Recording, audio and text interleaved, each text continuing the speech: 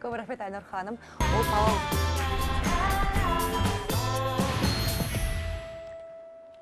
қымбатты көрермендер, тікелей эфирдеміз. Айсұлудың айнасы Айдары. Менің бүгінгі қонағым 4 жасынан бастап би үйірмесіне барған Қазақстан Республикасының президент оркестрінің бас бишісі Әсел Әлибекова. Қарсы алайық.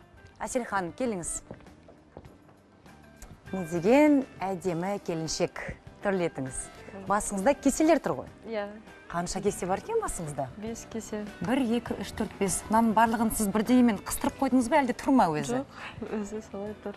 Қандай тамаша, келіңіз. Көмектесейін бе, өзіңіз барасыз ба? Келіңіз, отырыңыз. Мен биім.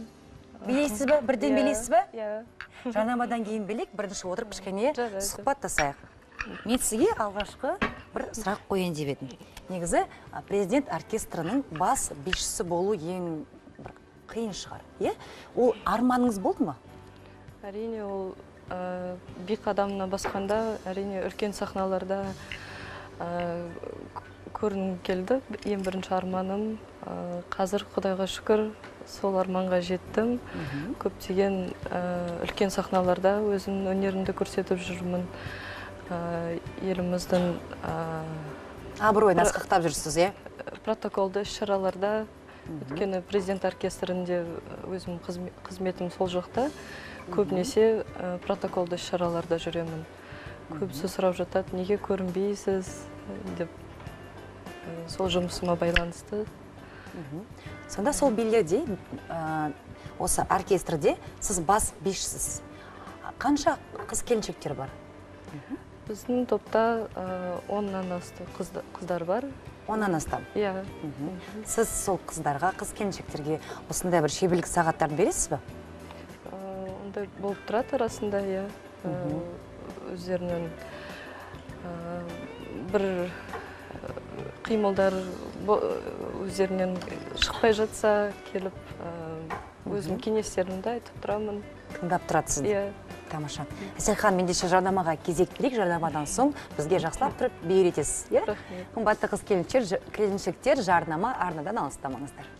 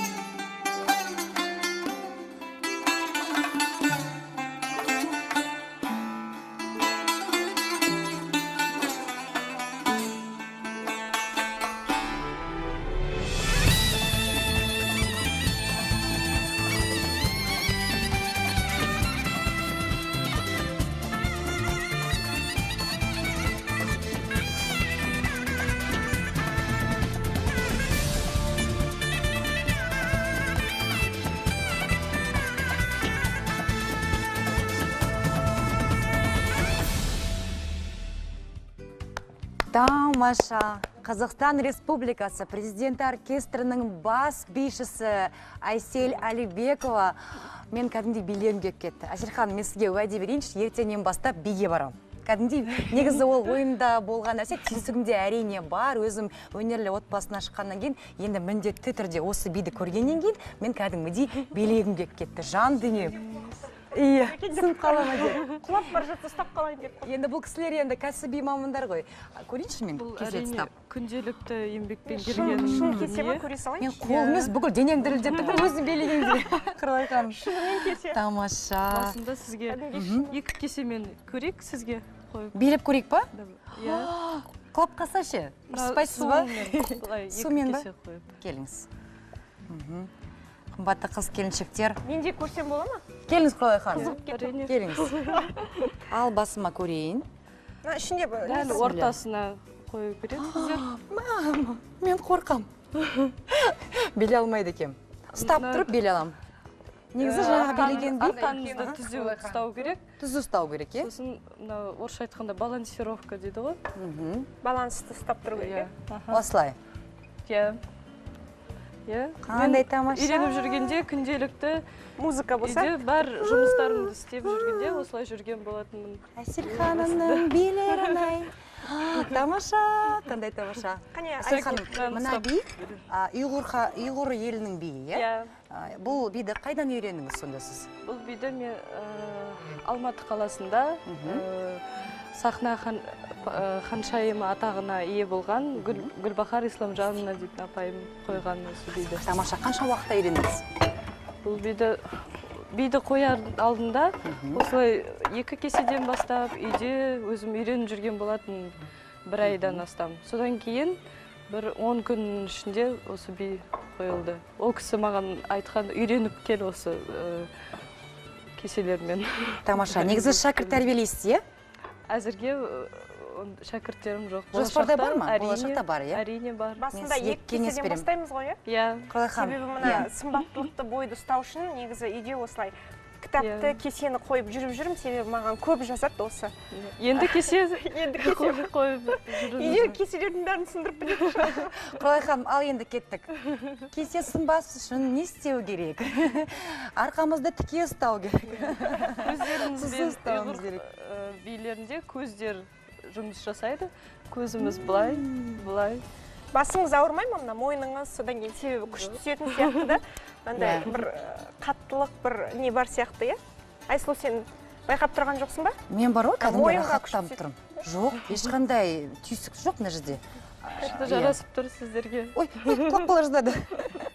Мен ана өзбек биінде ұйғырларда былай басты қозғалтады ғой бүйтіп. Иә. Байқаңыз, құлап қалмасын. Кеселер құлап кетпей ма? Тағы да көзбен жұмыс жасаңыз. Бүйтейікші, Құралай ханым? Көзбен. Көзбен. Осылай. Иә. Әнекей. Керемет, Қымбатты көрермендер, Құралай ханым, жарнамаға кезек берейік. Жарнама уақытында жақсылап дайындалып, тағы да билейік. Қымбатты қыз келіншектер, жарнама арнадан алыстамаңыздар.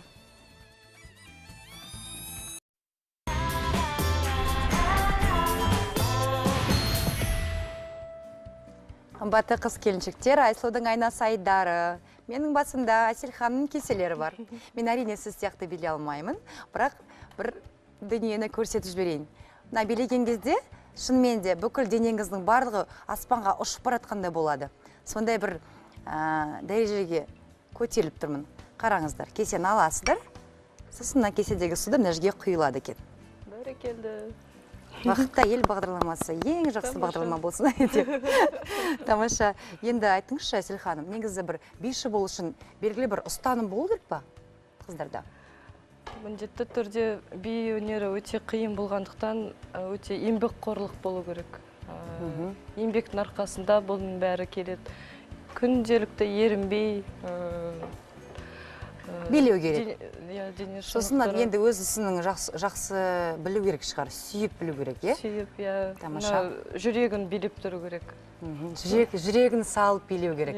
Ендеше менің білуімше сіз Қытай биін жақсы меңгергенсіз. Сол Қытай биін бізге қазір Бақытты әйел бағдарламасына тікелей эфирде бір шеберлік сағаты болсын көрермендерімізге. Паш етіңізші. Барлығы осы орамалда сиқыры. Бұл орамалды маған Шұғыла Сапарғалиқызы, атақты биші апайым үйреткен. Барлығы ойлайды, бір зонтик деп ойлайды. Ішінде бір сиқыры бар деп. Ештеңе жоқ. Еш нәрсе жоқ. Әдемі мата. Мата. Тамаша, ендеше іске кірісейік. Сәттілік серік болсын. Ал кеттік ендеше. Қолмен. Осындай. Бұны мен 2 ай көлемінде үйрендім. Түнімен, күнімен мындай әрекеттері бар. Бұл биді, Айсел ханым, негізі сіз бұл биді, осы Қытай биін, Қытай президентінің алдында билегенсіз. Иә. Сонда қандай бір сезімдер болды ма бір? Өте Қызық. Өте қобалжыдым, өткені бұл орамалдар ұшып кетуі мүмкін, неше түрлі жағдайлар болып қалуы мүмкін. Бірақ өз-өзіңізге сенімді болдыңыз, иә? Өз-өзіме сенімді болдым. Қайта айтып кеткім келіп тұр, күнделікті еңбекпен келген.